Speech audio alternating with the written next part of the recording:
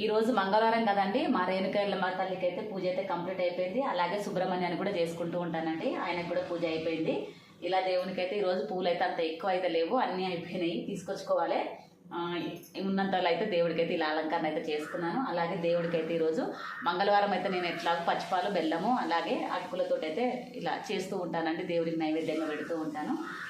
మంగళవారం అయితే నేను స్పెషల్గా అయితే పాలే పెడతానండి నైవేద్యంగా. ఇలా అయితే అమ్మవారిని ఇలా అలంకరించుకొని ఇలా అయితే పూజ అయితే చేసుకున్నానండి.